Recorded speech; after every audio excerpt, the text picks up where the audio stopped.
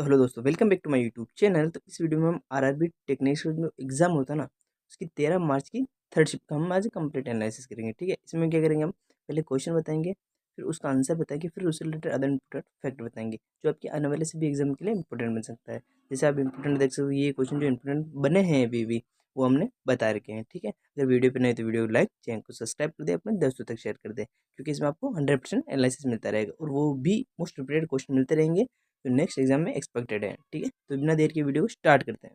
आधुनिक भारत के इतिहास से क्वेश्चन पूछा गया था। ठीक है, तो क्वेश्चन था हमारा, भारतीय राष्ट्रीय कांग्रेस जिसे INSC कहते हैं, जिसका मतलब होता है इंडियन नेशनल कांग्रेस, के पहले अध्यक्ष कौन थे? तो इसका जो आंसर था व्योमेश चंद्र बनर्जी था। ठीक है, और अगर इंपोर्टेंट फैक्ट अगर आप देखोगे तो आप देखोगे कांग्रेस की स्थापना 1885 में एवो ह्यूम द्वारा की गई थी और प्रथम अधिवेशन जिसे बम्बई कहते थे, अभी मुंबई के नाम से जाना जाता है, मुंबई के गोकुलदास तेजपाल संस्कृत कॉलेज में हुई थी। ठीक है, और बदरुद्दीन तैयबजी कांग्रेस के पहले मुस्लिम अध्यक्ष थे। ठीक है, ये जितने भी क्वेश्चन है इंपोर्टेंट बन सकते हैं नेक्स्ट एग्जाम में आपके लिए। ठीक है, रेलवे के में नेक्स्ट क्वेश्चन देखेंगे। हमारा जो नेक्स्ट क्वेश्चन पूछा गया था वो अवार्ड से क्वेश्चन पूछा गया था। अवार्ड से जो क्वेश्चन था हमारा, बानो मुश्ताक को उसकी किस श्रेणी के साहित्यिक कृति हार्ट लैम्प के लिए अंतर्राष्ट्रीय बुकर पुरस्कार 2025 से सम्मानित किया गया था? तो उसने लघु कथा संग्रह के लिए अवार्ड से सम्मानित किया गया था। और अगर इम्पोर्टेंट अगर फैक्ट देखोगे तो आप देखोगे बानो मुश्ताक एक प्रसिद्ध कन्नड़ लेखिका है। कभी कभी जो क्वेश्चन होते हैं वो इसलिए पूछ लेते हैं कि ये जो लेखिका है वो किसके लिए प्रसिद्ध, मतलब किस लिटरेचर में सबसे ज्यादा इनका जोर रहा है, तो उन्हें कन्नड़ लिटरेचर में सबसे ज्यादा इनका जोर रहा है। हार्ट लैम्प उनके कन्नड़ कहानी संग्रह जिसे हस्य कन्यरा मनद अली का अंग्रेजी अनुवाद है। ठीक है, इसका अंग्रेजी अनुवाद ही वो हार्ट लैम्प है। नेक्स्ट क्वेश्चन देखेंगे हम। तो नेक्स्ट क्वेश्चन जो पूछा गया था वो पूछा गया था अपने भारतीय अर्थव्यवस्था में, इंडियन मतलब इंग्लिश में आप देखोगे तो इंडियन पॉलिटी से क्वेश्चन पूछा गया था। जो हमारा क्वेश्चन पूछा गया था, ब्रिटिश संसद द्वारा ईस्ट इंडिया कंपनी के कार्यों को विनियमित और नियंत्रित करने के लिए पारित किया गया पहला अधिवेशन कौन सा था? तो पहला अधिवेशन जो था अपना वो रेगुलेटिंग एक्ट 1773 था। और अगर आप इंपोर्टेंट फैक्ट अगर आप देखोगे तो आप देखोगे कि इस अधिनियम के तहत बंगाल के गवर्नर को बंगाल का गवर्नर जनरल पद के नाम से उपमानित किया गया था और वारेन हेस्टिंग को बंगाल के पहले गवर्नर जनरल भी बनाया गया था। ठीक है, नेक्स्ट क्वेश्चन देखेंगे हम। तो जो हमारा नेक्स्ट क्वेश्चन पूछा गया था वो अपने केंद्र शासित प्रदेश से, ठीक है, जिसे यूनियन टेरिटरी के नाम से जाना जाता है, जो इस टाइम में वर्तमान में 8 है। कभी कभी इससे भी पूछ लेता है, तो आप याद रखोगे यूनियन टेरिटरी 8 है और स्टेट 28 है। 8 28 इसे भी याद रख सकते हो। तो हमारा जो क्वेश्चन था वो पूछा, भारतीय संविधान के अनुच्छेद 240 के तहत भारत के राष्ट्रपति को निम्नलिखित में से किस केंद्र शासित प्रदेश के लिए नियम बनाने की शक्ति प्राप्त नहीं है? तो इस 240 में जो आर्टिकल बताया गया है वो चंडीगढ़ के लिए बताया गया है, क्योंकि 8 आर्टिकल जो है ना यूटी उसमें चंडीगढ़ के लिए नियम नहीं बना सकता। और अगर आप इंपोर्टेंट फैक्ट देखोगे तो आप देखोगे राष्ट्रपति को अंडमान और निकोबार, लक्षद्वीप, दादर एंड नागर हवेली और दमन दीव और पंडुचेरी की शांति और प्रगति के लिए नियम बनाने की शक्ति है। ठीक है, एकमात्र चंडीगढ़ है जिसके पास नहीं है। चंडीगढ़ के लिए नियम बनाने का अधिकार सीधे संसद के पास है। ठीक है, और बाकी जितने भी 7 यूनियन टेरिटरी है उनके पास नियम और कानून बनाने का अधिकार अपने राष्ट्रपति के पास होता है। ठीक है, नेक्स्ट क्वेश्चन देखेंगे हम। तो जो हमारा नेक्स्ट क्वेश्चन पूछा गया था वो भूगोल से क्वेश्चन पूछा गया था। तो क्वेश्चन था हमारा, लूनी नदी के बारे में निम्नलिखित में से कौन सा कथन सही है? ठीक है, जो कथन मैंने इंपोर्टेंट दे रखे हैं ये तो ऑप्शन में आए थे शायद, और एक मात्र जो आंसर था हमारा वो था, यह गुजरात के कच्छ के रण में स्थित है। ठीक है, और दलदली लुप्त हो रही, मतलब दलदली स्थान पर लुप्त होती जा रही है, इसे बता रखा है। तो हमारा इंपोर्टेंट अगर और फैक्ट देखोगे आप देखोगे लूनी नदी राजस्थान के अजमेर की अरावली श्रेणी से निकलती है। यह एक अंतर्देशीय जल निकासी वाली नदी है, क्योंकि यह किसी समुद्र से नहीं गिरती। मतलब इसका मतलब ये होता है कि जैसे कोई नदियाँ चल रही है तो ये वापस कभी इस नदी में मिल जाएगी, कोई इस नदी में मिल रही है, ये डायरेक्ट समुद्र में नहीं मिलती है। ये हो गया, ये एक मौसमी नदी है जो 12 मासी नहीं बहती है, जो 12 मासी मतलब पूरे 12 महीने नहीं बहती है, कभी कभी बहती है। मतलब कुछ जब चौमासा होता है, गाँव में कहते हैं चौमासा, दावटी चूरमा करते हैं अपन, उस टाइम बहती है क्योंकि उस टाइम बारिश होती है। ठीक है, नेक्स्ट क्वेश्चन देखेंगे। तुम्हारा जो नेक्स्ट क्वेश्चन पूछा गया था वो जीव विज्ञान में पादप परिवहन से क्वेश्चन पूछा गया था। तुम्हारा क्वेश्चन था, पौधों में जल और खनिज को परिवहन मुख्य रूप से किसके द्वारा किया जाता है? तो अपने जाइलम द्वारा किया जाता है, और एक फ्लोएम होता है। ठीक है, फ्लोएम। ठीक है, फ्लोएम द्वारा जो फूड होता है ना, भोजन, वो पौधों तक पहुंचाया जाता है और जाइलम जल पहुंचाने का कार्य करता है। ये दो इंपॉर्टेंट फैक्ट हो गए। आप देखोगे ये बता रहा इसमें फ्लोएम, ये पत्तियों द्वारा बनाए गए भोजन को पौधे के अन्य भागों तक पहुंचाने का कार्य करता है। इसकी ट्रिक है जैसे जाइलम जल हो गया, जैसे जाइलम का मतलब जैसे जल हो गया, वैसे फ्लोएम का क्या हो गया, वैसे फूड भोजन हो गया। ठीक है, नहीं याद भी कर सकते हो। नेक्स्ट क्वेश्चन देखेंगे हम। जो हमारा नेक्स्ट क्वेश्चन पूछा गया था वो पूछा गया था अपने आर्ट एंड कल्चर में ओडिसी नृत्य से क्वेश्चन पूछा गया था। तो हमारा क्वेश्चन था निम्नलिखित में से कौन सा नृत्यक शास्त्रीय नृत्य ओडिसी नृत्य की शैली से संबंधित है। तो उसमें जो ऑप्शन दे रखे थे उसमें जो आंसर था अपना केलुचरण महापात्र था। और अगर इंपॉर्टेंट फैक्ट अगर आप देखोगे तो आप देखोगे बिरजू महाराज जो कथक के लिए कथक उत्तर प्रदेश से संबंधित है, और रुक्मणी देवी अरुण देव ये भारतनाट्यम तमिलनाडु से संबंधित है। इसे याद रख सकते हो, रुकती नहीं है क्या मणि, कहाँ भारत में रुकती नहीं है मणि, क्योंकि अपने नाटक में देखते हैं नागिन के नाटक में कभी इसके पास रह गई कभी इसके पास रह गई, तो ये इंडियन कल्चर में होता है इसलिए भारत याद रख सकते हो। जावेरी बहन ये मणिपुरी से संबंधित है। ठीक है, ये इंपॉर्टेंट नाम भी बता दिए मैंने आपको नेक्स्ट एग्जाम के लिए। नेक्स्ट क्वेश्चन देखेंगे हम। जो हमारा नेक्स्ट क्वेश्चन पूछा गया था वो पूछा गया था अपने जीव विज्ञान में संयोजी उत्तक से क्वेश्चन पूछा गया था, जिसे इंग्लिश में कनेक्टिव टिश्यू के नाम से जाना जाता है। तो हमारा क्वेश्चन था संयोजी उत्तक का प्राथमिक कार्य क्या होता है। इसका जो प्राथमिक कार्य होता है शरीर के अंगों को सहारा देना होता है और उन्हें वापस आपस में एक दूसरे से जोड़ना होता है। अगर इंपॉर्टेंट अगर फैक्ट देखोगे तो आप देखोगे रक्त, अस्थि और कार्टिलेज इसके प्रमुख उदाहरण होते हैं। यह शरीर का सबसे विस्तृत और फैला हुआ बड़ा उत्तक भाग होता है। ठीक है, नेक्स्ट क्वेश्चन देखेंगे हम। तो नेक्स्ट क्वेश्चन जो हमारा पूछा गया था वो अपने रसायन विज्ञान में पूछा गया था, और रसायन विज्ञान में भी आवर्त श्रेणी में जो पूछा गया था कि कौन से तत्व को किस नाम प्रतीक दर्शाया जाता है। तो क्वेश्चन था आवर्त सारणी में बी किस रासायनिक तत्व को प्रतीक है। तो बी का मतलब होता है बोरोन, इसे बी द्वारा प्रदर्शित किया जाता है। जबकि बी के जो अदर ऑप्शन पूछे गए थे उनका भी आंसर दे देता हूँ। ठीक है, बेरिलियम को प्रदर्शित किया जाता है बीई से, बेरियम को प्रदर्शित किया जाता है बी से, और ब्रोमीन को प्रदर्शित किया जाता है Br से। ठीक है, तो ये अदर इंपॉर्टेंट जो भी क्वेश्चन में बन सकते हैं तो वो मैंने बता दिए। नेक्स्ट क्वेश्चन देखेंगे हम। तो हमारा नेक्स्ट क्वेश्चन पूछा गया था वो पूछा गया था भौतिकी में विद्युत परिपथ से क्वेश्चन पूछा गया था, जिसे इंग्लिश में इलेक्ट्रिकल सर्किट के नाम से जाना जाता है। हमारा क्वेश्चन पूछा था विद्युत परिपथ आरेख में परिवर्तित प्रतिरोध को किस चिन्ह द्वारा प्रदर्शित किया जाता है। तो इसे एक टेढ़ी मेढ़ी रेखा जिसके ऊपर एक तीर का निशान हो, जैसे मैं बता देता हूँ ऐसे ऐसे, और इसके द्वारा प्रदर्शित किया जाता है। ठीक है, और अगर इंपॉर्टेंट फैक्ट आप देखोगे तो आप देखोगे इसका उपयोग परिपथ में धारा को नियंत्रित करने के लिए किया जाता है। बिना वोल्टेज स्रोत को भी बदले इसका उपयोग किया जा सकता है। ठीक है, तो हमारा नेक्स्ट क्वेश्चन देखेंगे हम। तो हमारा नेक्स्ट क्वेश्चन जो पूछा गया था वो पूछा गया था अपने केमिस्ट्री में विलेन की सांद्रता से क्वेश्चन पूछा गया था, जिसे इंग्लिश में कॉन्सेंट्रेशन ऑफ सॉल्यूशन के नाम से जाना जाता है। तो हमारा क्वेश्चन था यदि किसी विलेन में विलय की मात्रा को दोगुना और विलय की मात्रा को भी दोगुना कर दिया जाए तो उसकी सांद्रता पे क्या प्रभाव पड़ेगा। तो आप देखोगे सांद्रता अपरिवर्तित रहेगी। अब क्यों रहेगी उसका कारण भी देख लो, क्योंकि दोनों का अनुपात समान रहता है इसलिए इसकी सांद्रता पे कोई बदलाव नहीं होगा। क्योंकि इसका मैं कारण बता देता हूँ, जैसे 2 इधर हो गया बराबर 2 इधर हो गया, आपने दो दो तो कर दिया एक को, लेकिन वापस इससे ये कट जाएगा तो वापस 1:1 आंसर आ गया। ऐसे होता है। नेक्स्ट क्वेश्चन देख लो आप। तो जो नेक्स्ट क्वेश्चन पूछा गया था हमारे जीव विज्ञान में लचीली संयोजी उत्तक से क्वेश्चन पूछा गया था। तो हमारा क्वेश्चन का जो पूछने का तरीका था वो था मानव कान के बाहरी भाग जिसे पिन्ना के नाम से जाना जाता है और नाक की नोक मुख्य रूप से कौन सा लचीला संयोजी उत्तक पाया जाता है। तो उसमें उपास्थि या कार्टिलेज पाया जाता है। और अगर इंपॉर्टेंट अगर फैक्ट देखोगे तो आप उपास्थि ये हड्डियों की तुलना में कोमल और लचीली होती है, इसमें रक्त वाहिका नहीं पाई जाती है। कंडरा यह मांसपेशियों की हड्डी को जोड़ती है, और स्नायु ये एक हड्डी को दूसरी हड्डी से जोड़ने का कार्य करती है। ठीक है, नेक्स्ट क्वेश्चन देखेंगे हम। ठीक है, तो जो हमारा नेक्स्ट क्वेश्चन पूछा गया था वापस वो सामान्य जीके से पूछा गया था। सामान्य जीके मतलब करंट का क्वेश्चन था हमारा। तो करंट का क्वेश्चन पूछा गया था अक्टूबर 2024 में प्रकाशित वैश्विक भूखमरी सूचकांक GHI जिसे कहते हैं ग्लोबल हंगर इंडेक्स 2024 में भारत को कुल कितने देशों में से 105वें स्थान दिया गया था। अब आपको देखो 2024 की पूछा है, जबकि अगर 2025 में अगर भूखमरी की सूचकांक में रैंक पूछता है तो अपनी वो 102 है।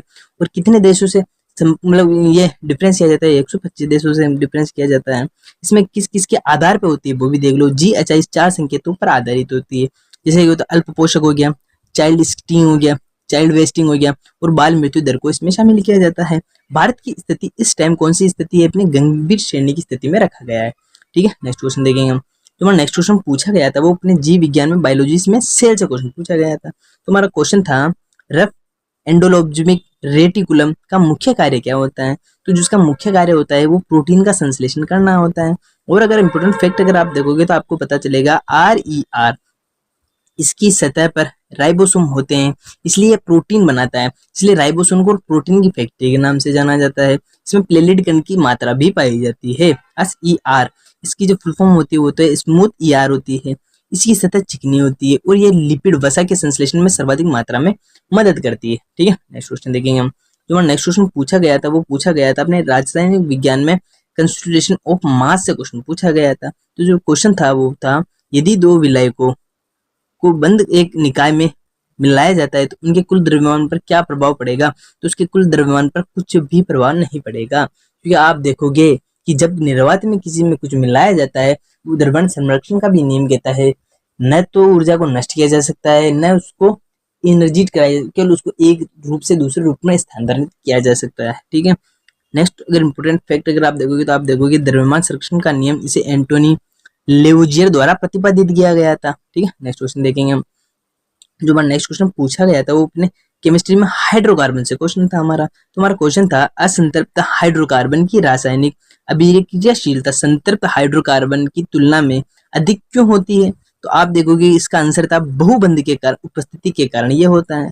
अगर इंपोर्टेंट फैक्ट अगर आप देखोगे असंतृप्त हाइड्रोकार्बन जैसे एल्किन और एल्काइन में द्विबंध और त्रिबंध होते हैं जो आसानी से टूटकर अन्य परमाणुओं के साथ जुड़ जाते हैं। नेक्स्ट क्वेश्चन देखेंगे हम। तो हमारा नेक्स्ट क्वेश्चन पूछा गया था वो पर्यावरण जैव निम्नीकरण से क्वेश्चन था, जिसे इंग्लिश में कहते हैं बायोडिग्रेडेबल के नाम से जाना जाता है। ठीक है, जिसे रिप्रोड्यूस बार बार किया जा सकता है। तो क्वेश्चन था हमारा जैव निम्नीकरण पदार्थ मुख्य रूप से किसके द्वारा सरल घटकों में विघटित या अपघटित किए जा सकते हैं। तो इसका जो आंसर था वो था सूक्ष्म जीव जैसे बैक्टीरिया और कवक था इसका आंसर। अगर इंपोर्टेंट अगर फैक्ट और देखना चाहोगे तो आप देखोगे ये सूक्ष्म जीव जटिल कार्बनिक पदार्थों को सरल अकार्बनिक पदार्थों में तोड़ देते हैं, जो मिट्टी की उर्वरकता बढ़ाने में सर्वाधिक मात्रा में हेल्प करते हैं। प्लास्टिक जैसे पदार्थ जैसे अजैविक निम्नीकरण कहलाते हैं, क्योंकि इसमें सूक्ष्म जीव जैसे विघटित नहीं हो पाते। जिससे मतलब अभी आपने देखा कि कागज है उसको गलाकर वापस रिप्रोड्यूस किया जा सकता है, लेकिन जो प्लास्टिक है उसे रिप्रोड्यूस नहीं किया जा सकता। तो एक बार जो खराब हो जाता है तो वो एनवायरनमेंट में कार्बन की मात्रा फैलाता है, इसलिए उसको बंद कराने की भी सलाह दी जाती है। नेक्स्ट क्वेश्चन देखेंगे हम। जो नेक्स्ट क्वेश्चन पूछा गया था वो पूछा गया था चिकित्सा तकनीक में जो रक्तचाप से ब्लड प्रेशर से क्वेश्चन पूछा गया था। क्वेश्चन था रक्तचाप मापने के लिए ओसियोलोमेट्रिक पद्धति का प्रयोग मुख्य रूप से क्यों किया जाता है। क्योंकि इसमें स्टेथोस्कोप की आवश्यकता नहीं होती है, फर्स्ट बात तो ये हो गया, और ये स्वचालित उपकरणों के लिए उपयुक्त होती है, मतलब ऑटोमेटिक करने के लिए उपयुक्त मानी जाती है। और अगर इंपोर्टेंट फैक्ट अगर आप देखोगे तो आप देखोगे डिजिटल ब्लड प्रेशर मशीन इसी तकनीक का उपयोग करती है, जो धमनी की दीवारों में होने वाले कंपन को मापती है, जो कंपन नहीं होता उसको मापने का कार्य करती है। ठीक है, नेक्स्ट क्वेश्चन देखेंगे हम।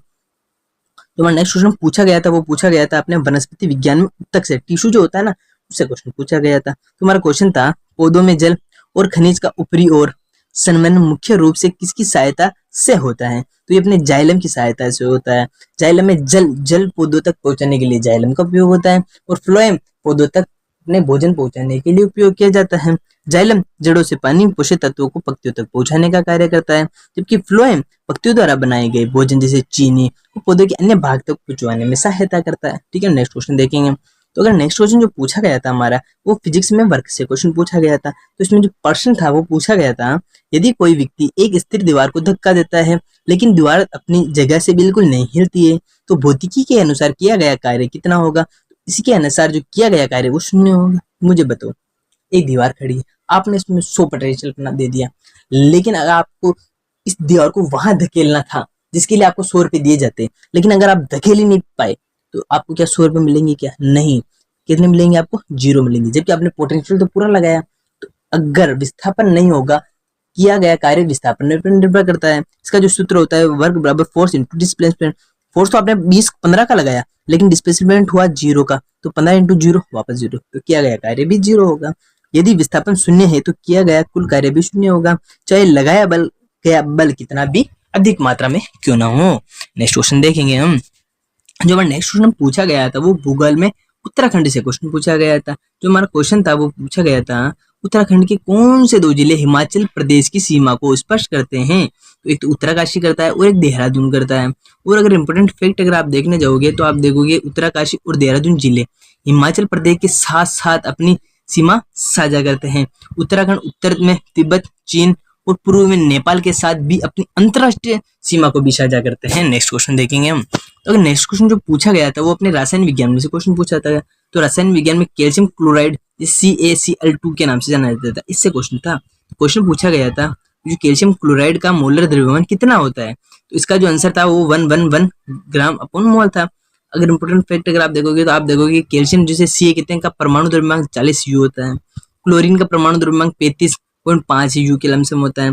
जब गणना करने आए तो 40 प्लस 35, क्योंकि क्लोरीन की 2 मात्रा है, 35 मतलब 35 × 5 + 2 हो गया, तो 40 + 41 1 1 1 ये होगी। इस प्रकार इसको गणना की जा सकती है। इसका उपयोग बर्फ पिघलाने और धूल के कणों को नियंत्रित करने के लिए किया जाता है। नेक्स्ट क्वेश्चन देखेंगे हम। तो जो नेक्स्ट क्वेश्चन हमारा पूछा गया था वो भारतीय संविधान में से क्वेश्चन पूछा गया था, जिसे इंग्लिश में इंडियन कॉन्स्टिट्यूशन कहा जाता है। तो क्वेश्चन था हमारा, भारतीय संविधान का अनुच्छेद 338 निम्नलिखित में से किससे संबंधित है? तो ये राष्ट्रीय अनुसूचित जाति आयोग से संबंधित है, जिसे कहते हैं national commission for schedule caste के नाम से जाना जाता है। अगर अनुच्छेद 338A देखेंगे तो ये राष्ट्रीय अनुसूचित जनजाति आयोग से संबंधित है, जिसे NCST के नाम से जाता है, national commission for schedule caste हो गया। और 338B ये राष्ट्रीय पिछड़ा वर्ग आयोग से जुड़ा हुआ है, जिसे वो अपने कहते हैं national commission for backward class के नाम से जाना जाता है। ठीक है, नेक्स्ट क्वेश्चन देखेंगे हम।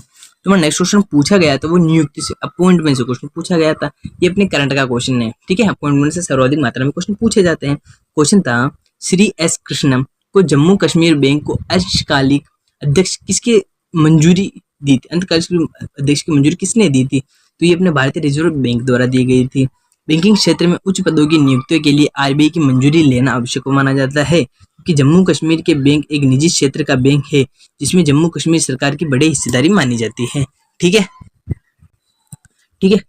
नेक्स्ट क्वेश्चन देखेंगे हम। तो नेक्स्ट क्वेश्चन जो आपने पूछा गया था वो पूछा गया था आधुनिक भारत के इतिहास से क्वेश्चन पूछा गया था। तो क्वेश्चन था हमारा, भारतीय राष्ट्रीय कांग्रेस के पहले अध्यक्ष कौन थे? तो इसका आंसर था भूमेश चंद्र बनर्जी थे।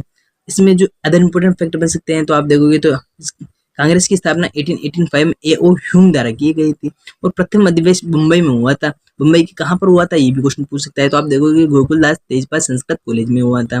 बदरुद्दीन तैयब जी कांग्रेस के पहले मुस्लिम अध्यक्ष भी थे। ये क्वेश्चन इस तरह के पूछे जा सकते हैं। ठीक है, तो आज का हमारा लास्ट क्वेश्चन खत्म होता है। वीडियो अच्छी लगी तो वीडियो को लाइक, चैनल को सब्सक्राइब कर दे, अपने दोस्तों तक शेयर कर दे, क्योंकि इसमें क्या करते हैं हम पहले ये बताते हैं क्वेश्चन आया कहाँ से, फिर उसके क्वेश्चन के साथ उसका आंसर बताते हैं, फिर उससे रिलेटेड जो अदर इंपॉर्टेंट फैक्ट बन सकते हैं नेक्स्ट एग्जाम में इंपॉर्टेंट पॉइंट वो बताते हैं, तो आपके नेक्स्ट एग्जाम के लिए आपको बूस्ट करने में आपकी बहुत सारा ज्यादा मेहनत कर सके। ठीक है, इस प्रकार हम अपना 100% एनालिसिस देने का 100% नियम पूरा करते हैं। ठीक है, अगर वीडियो अच्छी लग रही हो तो हमें लाइक करें, कमेंट को सब्सक्राइब करें और हमें एक बताने का प्रयास करें कि हम कहाँ गलती कर रहे हैं, तो उसे नेक्स्ट वीडियो में सुधारने का प्रयास करेंगे। ठीक है, बाय।